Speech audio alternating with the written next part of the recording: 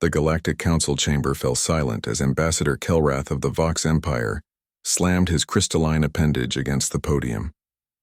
For 300 cycles, the war between the Vox and the Threnian Collective had consumed entire star systems, reduced planets to rubble, and claimed trillions of lives. The Council had tried everything: sanctions, negotiations, peacekeeping forces. Nothing worked. "We will not yield," Kelrath's translator device screeched. "The Threnians started this conflict when they colonized the disputed nebula. We will see them extinct before we surrender our claim."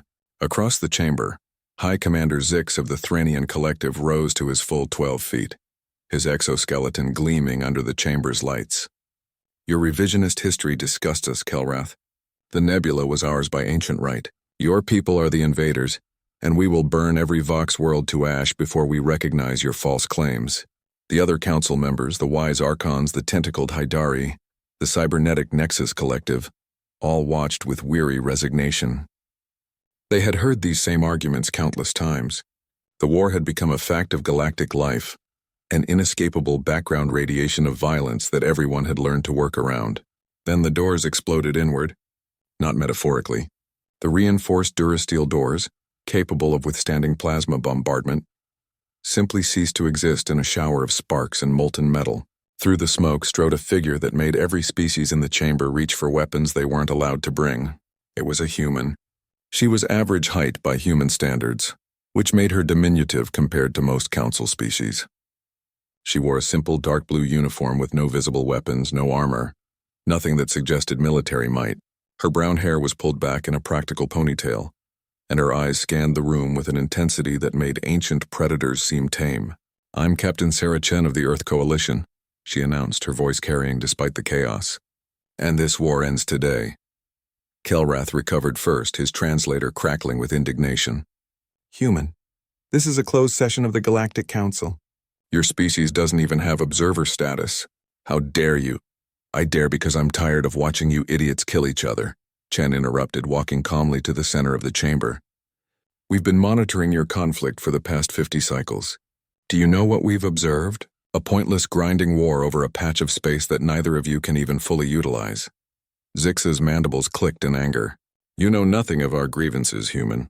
Your species has barely left its own solar system. You are children playing at galactic politics." Chen smiled, and something about that smile made every being in the room uncomfortable. "You're right. We are new. We've only been in space for 200 years. But do you know what we did in that time?" She pulled out a small holographic projector. "We fought over 700 wars on our homeworld. We nearly destroyed ourselves 3 times. We learned something you clearly haven't." The hologram displayed Earth's scarred history: mushroom clouds, bombed cities, chemical warfare, genocide.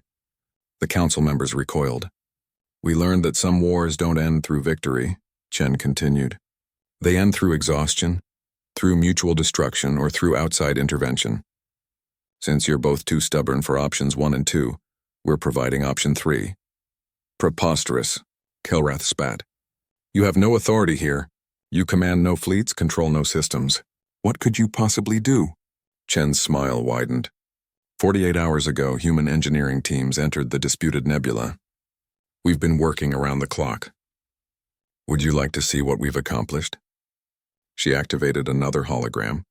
Both Kelrath and Zix leaned forward, then froze. The disputed nebula, the cosmic graveyard where millions had died fighting over strategic positions and resource-rich asteroids, was gone. In its place was a massive construct, a ring of interconnected space stations and habitats that completely encircled the nebula's former location. "That's impossible," Zix whispered. "The logistics alone, we're good at impossible," Chen said. "It's kind of our thing. This is New Haven Station. It's now jointly administered by the Earth Coalition, and it's completely neutral territory. The resource-rich asteroids you were fighting over, we've already begun processing them. The strategic positions? Irrelevant, because we've installed defensive grids that make military approach suicidal for anyone." Kelrath's crystalline form pulsed with rage. "You've stolen our—" "We've stolen nothing," Chen cut him off coldly. "Because neither of you owned it. The Galactic Council declared it disputed territory. Well, we're settling the dispute. New Haven will process resources and distribute them to both your empires at fair market rates. The profits will go toward rebuilding worlds you've destroyed, and if either of you attacks our station or each other, we'll take it personally. You wouldn't dare threaten us, Zix hissed. Your species is too small, too weak. The hologram changed again. This time it showed Earth's solar system, but it looked wrong. Too many ships. Too many defense platforms. Structures that dwarfed anything the Galactic Council had ever constructed. While you were busy killing each other for 3 centuries, we were busy preparing, Chen explained. We watched the galaxy and learned something important. Everyone out here is specialized. The Vox are masters of energy weapons. The Threnians excel at cybernetics. The Archons have perfected shields. But you know what humans are good at? She paused, letting the question hang. Everything. We're not the best at any single thing, but we're adequate at everything. And we're really, really good at scaling up. That fleet you're looking at? It's 1/10 of our actual strength. We've been building in secret for decades, reverse engineering every piece of technology we could buy, borrow, or steal. We've combined Vox weapons with Threnian targeting systems and Archon shields. We've created something new. The council chamber erupted in chaos. Species that had remained neutral began shouting questions and demands. But Chen raised her hand and somehow the room quieted. Here's what happens now, she said, her voice carrying absolute conviction. Both empires will withdraw from the disputed region. New Haven becomes neutral ground. We'll mediate peace talks, and if you refuse, if you decide to keep fighting, we'll systematically dismantle every military installation you both have until you have no choice but to talk. This is tyranny, Kelrath screamed. The Galactic Council will never— The Galactic Council has failed, Chen interrupted, looking directly at the assembled representatives. You've watched this war consume countless lives, and you've done nothing effective to stop it. We're not asking for permission. We're not waiting for approval. We're just telling you what's going to happen. Zix's exoskeleton rattled with barely contained fury. And if we refuse your ultimatum, human? If both our empires unite against your arrogance, Chen's expression didn't change, then you'll lose. Not because we're stronger, though we might be, but because we're willing to do what you won't. We'll sacrifice our own comfort, our own resources, our own people if necessary, to end this war. Because we've been where you are. We've stood on the brink of annihilation, and we chose to step back. We're offering you that same choice. Take it.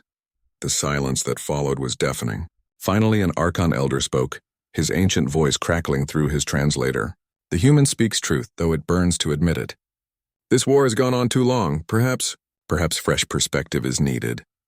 Over the following hours, the council debated. Chen stood immovable at the chamber's center, a small figure representing a species that refused to be ignored any longer. When the vote came, it was close but decisive. The war would end. New Haven would be recognized, and humanity, uninvited and unannounced, would have a seat at the galactic table. As Chen left the chamber, Kelrath approached her, his crystalline form dimmed with something that might have been respect. You risked much today, human, he said quietly. If we had called your bluff, it wasn't a bluff, Chen replied simply. That's what you don't understand yet. When humans say never again, we mean it. We'll burn our own resources to ash before we watch another species make our mistakes. 3 cycles later, the Vox and Threnian fleets withdrew from the disputed region. New Haven Station became a hub of trade and diplomacy. The war that had defined an age ended not with a bang, but with a simple truth. Sometimes peace requires not the strongest warrior or the wisest diplomat, but the stubborn outsider who refuses to accept that things can't change. Humanity hadn't been invited to the war, but they showed up anyway, and in doing so, they showed the galaxy something it had forgotten, that sometimes the only way to end a fight is for someone brave enough, or foolish enough, to step between the combatants and say, enough, and mean it.